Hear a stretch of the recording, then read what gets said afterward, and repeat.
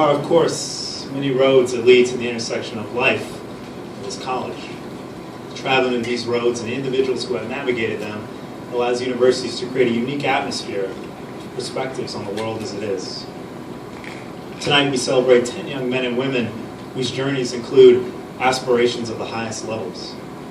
Their dreams are also our dreams, and it is our job to foster those dreams, carry them forward. Scholarships such as the one presented tonight, we are not only investing in the future of these young individuals, we're also investing in the future of our country. Across America, students gather to create a utopia of ideas and viewpoints that shapes the inspiring ethos of higher learning institutions. In my last 3 years at university, I've met a number of people who exemplify the significance of America as a melting pot. I've also encountered those who amaze the inquisitive ear of a young soul seeking out the personification of human curiosity. H. Walters was one such individual who showed that life, even in college, can bring about a whirlwind of emotion and change. Growing up in the town of Ann Arbor, Paige's days were spent soaking in the undeniable beauty of her surroundings while honing her craft inside of the pool as a star water polo player. It was that same dedication to her sport that led Paige to Arizona State University on an athletic scholarship. After a couple of years, though, the enthusiasm she had for the sport and the love she had for her school had waned. Caught out by the stress that often accumulates not only in students, but in student athletes, Paige had decided that perhaps a return to her beloved Ann Arbor might just be the answer. Returning home from class one day in a rare Arizona downpour brought Paige to a life-altering intersection, often occurring at such a time. She happened upon a flyer for a study abroad program in Europe. And after inquiring about the program, she had decided that Brussels, Belgium, would be her new home for her junior year of college. It was a decision that ultimately had a dramatic effect on her life. Brussels was a world away in distance and in culture. She quickly explored Europe, taking in its astonishing history. And the once shy personality she had entered college with was stripped away by immersing herself with the people she would meet in the town she would visit. It was a year that transformed Paige's life.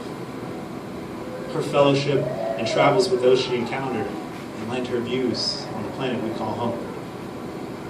Upon her return to the U.S., and more importantly ASU, Paige had a newfound love for the world around her. She dove back into her studies and once again entered the pool, this time as a club athlete, without the added pressures of having to perform to expectations. And most of all, Paige learned that no matter your personal strifes, life can and will always move you in a direction for the better. It's that internal transformation as individuals that universities strive for in their students, proving that sometimes the best way to grow is in the moment and not the past. As a young college student, I've also come to know that there are other stories in life of life's great journeys and triumphs that invoke a strong emotional motif. With a year left, I've done somewhat of a reflection on where I have been, my background, and the people who have helped me along the way. Growing up, my mother always wanted the best for me, and perhaps that stemmed from her own background. As a child of a poverty-stricken family, my mother knew the importance of having a dream. Yet her path to success was not trouble-free. Intertwined with glimmers of hope stood stark reminders of the reality she'd become accustomed to. Yet with the help of mentors such as her high school business teacher, Nancy Prosser, my mother envisioned and accomplished a coup of her inauspicious situation. She worked her way through some of the biggest companies in the country, despite not having too much in the way of formal studies beyond high school. And what her education lacked, in comparison to her coworkers, the determination and hard work she showed and continued to show wins over admiration and respect of colleagues. My mother realized her dream of breaking free of the oppression that held her back. And I too was also free to dream, free to have ambition to be anything that I wanted to. Some days as a young child, I wanted to be the next Einstein. Other days, I wanted to compete in the Olympics. And no matter how far-fetched my yearnings seem, my mother always believed in me, showing me the importance of having that one person in your life who guides you on your path. An emotional path. I attended I reached for the stars, accompanied by the faculty of the great schools I attended because of my mother's commitment to furnish my curious mind. I attended college because my mother believed that when given a chance, a young individual can show us that dreams do not merely exist in a world of troubled-free paths, but in a world where troubled paths are smoothed by those willing to reach for the highest peaks of ambition. There were times in which things such as financial security seemed uncertain, but I certainly was secure in knowing that my mother would always be there to nurture my existence in an often difficult world. There are, of course, other things that happen in life that can bring about an emotional turn. And while my path to where I am today did not have the adversity of my mother's, I'm not unmindful of the many plights that my fellow Americans face. We must not forget where we came from. Sometimes looking back on where we have been is just as important as looking forward to where we're going to go. I know this because as a young child, I became a volunteer in my hometown of Houston, Texas, delivering groceries in some of the more undesirable neighborhoods. Seeing poverty mixed with injustices allowed me to come to the realization that there are many out there whose zeal is often taken away by which control seems out of their reach. Yet I still met people who radiated optimism in the face of such difficulties. People like Mr. Matamoros, a Korean war veteran who, after seeing combat, returned to the U.S. to experience a newfound prosperity that was abundant. He lived a simple life with children and wife, and the joys that often arise from being an honest and hardworking individual. In his later life, Mr. Matamoros was the unfortunate victim of tribulations too often experienced by our elders. There were times in which he had to choose between keeping the lights on in his home or purchasing medicine necessary and keeping him alive to see his grandchildren form the dreams he once had.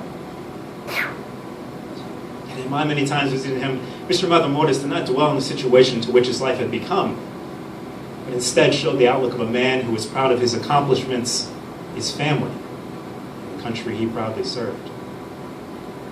Paige's story, my mother's story, Mr. Matamoros' story, they are a part of the larger fabric of the American story, a fabric sewn together by the impeccable accomplishments of a nation of people driven to succeed in times of great tribulation and in times to test the very strength of our country's foundations. We can relate to each and every one of them, and in each and every one of them we see a part of ourselves.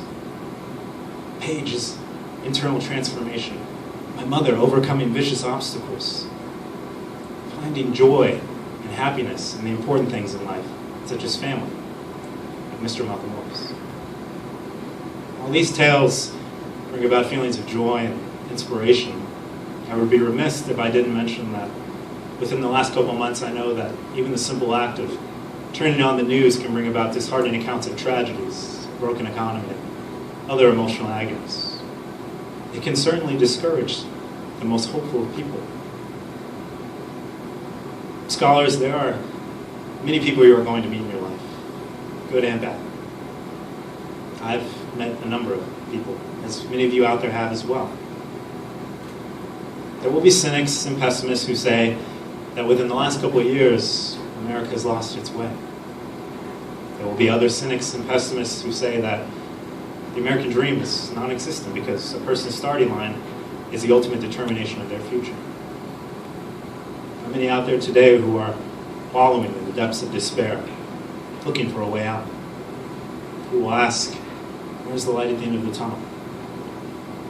And while I can understand the concerns of my fellow Americans, tonight I can assure you that with scholars such as these, and many like them, America's future is brighter than ever. I believe this because I have seen the greatness this country exudes. Yes, the challenges we face today and tomorrow merit concern, but let's turn that concern into hope, and let's turn that hope into action to build a better community and to build a better America. A place these scholars believe in, a place we all believe in, America, a place that I believe in. The America that I believe in is a place where hope is not just an emotion, but an action that gives opportunities to those who strive for success. The America that I believe in is a place where young men such as Sebastian de la Cruz can sing our anthem without fear of ridicule, because a person can be proud of a heritage that's as much a part of America's composition as any other. The America that I believe in is a place where working together by encompassing all perspectives is a quintessential meaning of progress. The America that I believe in is a place where dreams come true, a place where success should not be measured by the amount of money in a bank account, but by the amount of respect a person receives from hard work, a place where integrity is a measure by which we hold ourselves and others accountable, a place where anything is possible because for over 200 years, life, liberty, and the pursuit of happiness is a creed that still rings true. It's a creed that rings true from the Rockies of Colorado. It's a creed that rings true in the plains of the Midwest. It's a creed that still rings true in the small towns in the South, all the way to the bright city lights of the East. It's a creed that rings true in people such as the great men and women of our military who sacrifice every day for our continuation of the American dream. It's a creed that lives on in farm workers rising before the sun. It's a creed that lives on in the great teachers and students who prepare every day to enrich their minds. It's a creed that lives on in the young immigrant who comes to our shores because they too believe America has a place for their dreams. Tonight, we prove unto the world that our light as a nation rich in culture, abundant in opportunity, and shining in freedom is not extinguished but gleaming once more because of scholars such as these whose dreams carry us forward.